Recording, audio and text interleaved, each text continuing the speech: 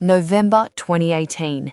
A fleet of black SUVs swarmed a quiet residential street in New York, disgorging federal agents armed with tactical gear and warrants that spelled the end of a multi-million-dollar fever dream. At the center of the storm was Daniel Hernandez, a 22-year-old with rainbow-dyed hair and 6ix9ine tattooed across every visible inch of his skin, facing a mandatory minimum of 47 years in prison for racketeering, conspiracy, and firearms offenses.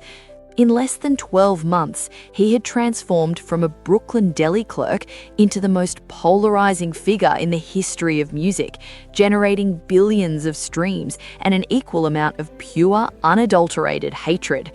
But beneath the neon facade and the shrill screams of "It's Treyway," Hernandez was running a calculated, cynical experiment on the collective consciousness of the internet. He wasn't just a rapper, he was a prophet of the post-truth era, a man who looked at the music industry's most sacred cows and predicted exactly how they would bleed. This is the story of the predictions the world ignored until it was too late. To understand the rise of 6ix9ine is to understand the death of the traditional gatekeeper. For decades, the hip-hop industry was governed by a strict, unwritten code of ethics. You needed talent, you needed a story, and above all, you needed realness. Hernandez possessed none of the first, a fabricated version of the second, and a weaponized contempt for the third. He predicted that in the age of the algorithm, attention is the only currency that matters. He didn't care if you liked his music, he only cared that you clicked on his face. He realized that the human brain is hardwired to look at a car crash, and so he became a perpetual, high-speed collision. He predicted that the era of the artist was over, replaced by the era of the content creator, who uses outrage as fuel. While his peers were trying to write the perfect hook, 6ix9ine was busy figuring out which shade of hair dye would trigger the most comments. He turned the industry into a game of numbers, predicting that the platforms would reward his chaos regardless of the carnage left behind. But his most chilling prediction concerned the very streets he claimed to represent. For years, 6ix9ine shouted that the rap industry was a facade, a playground for studio gangsters who played a character for the cameras but lived a corporate reality behind the scenes. He predicted that the street code of omerta, the silence that supposedly binds the underworld, was a ghost story told to keep young men in line while the people at the top got rich. When he was arrested and facing a lifetime behind bars, he didn't hesitate. He took the stand and systematically dismantled the mythology of the 9 Trey gangster bloods. He named names, pointed fingers, and exposed the inner workings of a criminal enterprise that had mistaken his checkbook for loyalty. He predicted that when the pressure was applied, the toughest men in the room would fold just as fast as he did. He proved that loyalty in the music business is just another word for an unpaid invoice. The world watched in disgust as he sat in that courtroom, but they missed the point he was making. He was showing us that the infrastructure of realness was a lie. He predicted that he could violate the most fundamental law of the streets, the ban on snitching, and still return to a throne of gold. The industry experts laughed. They said his career was over. They said no one would ever work with him again. They said the fans would never forgive a rat. 6ix9ine predicted they were wrong. He knew that the internet has no memory and even less morality. He predicted that his return would be bigger than his departure, because the public doesn't want heroes, they want a villain they can argue about. When he was released from prison and his first live stream broke the world record for viewership, it was the final validation of his darkest theory. In the digital age, infamy is indestructible. This was the clout economy in its purest form. 6ix9ine predicted that the modern consumer values spectacle over substance to such a degree that they will fund their own degradation. He spent years baiting other rappers, predicting that their egos would force them to engage with him, thereby feeding his narrative.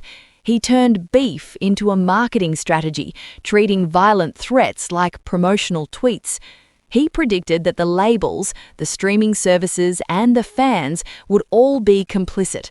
As long as the numbers were green, no one actually cared about the blood on the pavement or the children following his lead. He exposed the rap game as a parasitic relationship, where the artists pretend to be monsters and the fans pay to watch the horror show. Yet, perhaps the most ignored prediction was his warning about the security racket. 6ix9ine was vocal about the fact that many of the industry's most respected figures were essentially paying street taxes to gangs for protection.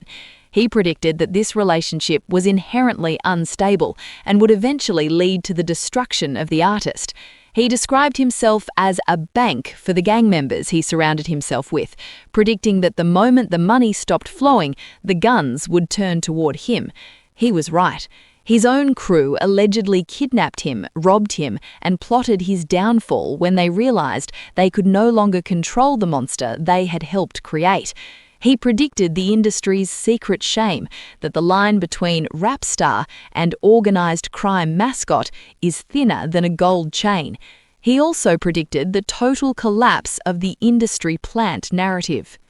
For years, the internet obsessed over which artists were manufactured by labels. 6ix9ine didn't hide it, he flaunted it. He predicted that if you were loud enough, the how and the why of your success don't matter. He was a creature of pure artifice, a human meme designed in a laboratory of social media metrics. He predicted that authenticity was a dead concept, replaced by engagement. If 1 million people hate you, that's still 1 million data points for the advertisers. He gamified the system, predicting that the platforms were built to favor the loudest voice in the room, no matter how dissonant that voice might be. As we look at the landscape of entertainment today, his influence is everywhere, even if his name is spoken in whispers. We see it in the influencers who stage fake arrests for views. We see it in the politicians who use outrage to bypass the news cycle. We see it in an industry that has become a collection of warring factions, each trying to out-clout the other.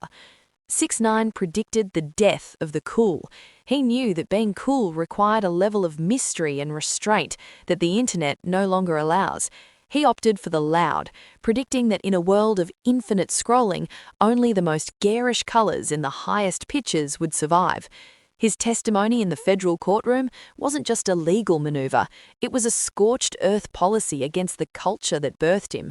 He predicted that by exposing the fakery of his peers, he would render their criticisms of him toothless. How can you call someone a fake when the person you're defending is also playing a role? He turned the mirror back on the audience, predicting that we would continue to watch him, even as we claimed to be repulsed. He was right. Every time he posted a video, every time he started a new feud, the world tuned in. He predicted our collective addiction to the bottom of the barrel. The tragedy of 6ix9ine is not that he was a villain, but that he was a mirror. He predicted that the values we claimed to hold, integrity, talent, loyalty, were easily traded for a dopamine hit from a smartphone screen. He looked at the structure of modern fame and saw a hollow shell, and he decided to fill that shell with neon paint and noise. He predicted that the music wouldn't matter, that the crime wouldn't matter, and that the ratting wouldn't matter. He predicted that as long as he remained the center of the conversation, he would remain the master of the game. Today, Hernandez exists as a ghost in the machine, a reminder of a period where the internet's fever broke and the monsters came out to play. He predicted that the gatekeepers were powerless, that the fans were fickle, and that the industry was built on a foundation of lies. We ignored him because he was obnoxious, because he was loud, and because he was everything we didn't want to admit about ourselves. But looking back, it's clear that he wasn't the one who was delusional, we were. He gave us exactly what we asked for, and he predicted that we would hate him for it. The lithium in our phones powers the apps that made him famous. The sugar in our drinks fuels the energy we spend arguing about him. The systems of control and capitalism that built the empires of Ford and Walton created the vacuum that 6ix9ine filled. He is the ultimate product of a culture that values the view over the vision. He predicted that the world would eventually become a circus, and he was more than happy to be the lead clown, provided he owned the tent. This is the uncomfortable truth about the 6ix9ine era. He didn't break the music industry. He just showed us that it was already broken.